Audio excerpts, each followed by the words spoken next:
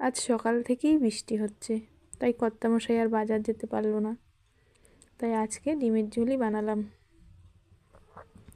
এদিকে ডিম আলু সেদ্ধ করে ছুলে নিয়েছি, হলুদ লবণ মাখিয়ে লাল করে ভেজে নেব।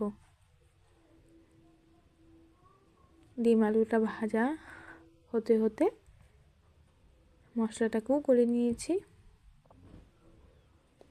আর পেঁয়াজ কুচি, টমেটো কুচি, রসুন কুচি কেটে রেখেছি, আগের থেকেই রেডি করে নিয়েছি। এবার পেঁয়াজটাকে লাল করে ভেজে নিয়ে রসুন কুচিটাও দিয়ে দিলাম। রসুনটা দিয়ে কিছুক্ষণ ভেজে টমেটো কুচিও দিয়ে দেব। টমেটো কুচি দিয়ে এবার পেঁয়াজের সাথে ভালো করে ভেজে নেব। ভেজে নেওয়া হয়ে গেলে ডুমো করে কেটে রাখা পেঁয়াজগুলোকে দিয়ে হালকা করে ভেজে নেব।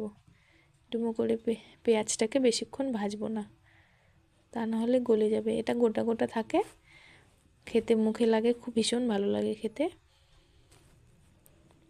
এবারে 1 চামচ জিরে বাটা আর লঙ্কা বাটা দিয়ে নেড়ে চেড়ে হলুদ লবণ দিয়ে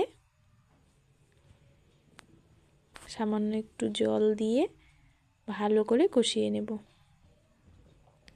কষানোটা যত ভালো হবে খেতে তো তত টেস্টি হবে।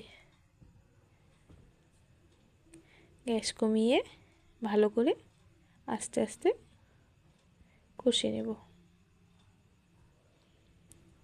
মশলা কষানো হয়ে গেছে, আলুটাকেও দিয়ে দিলাম।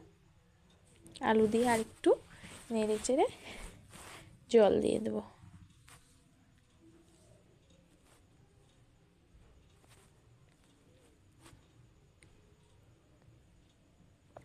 যখন তেল ছেড়ে আসবে তখন জল দিয়ে দেব।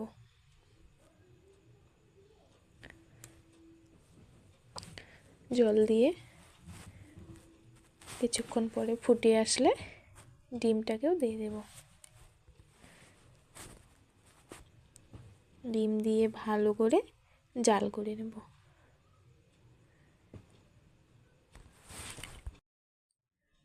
জাল করা হয়ে গেছে, এবার নামিয়ে নেব। আমার ডিমের ঝোল রেডি। কত সুন্দর হয়েছে দেখো, দেখেই খেতে ইচ্ছে করছে, তাই না বলো?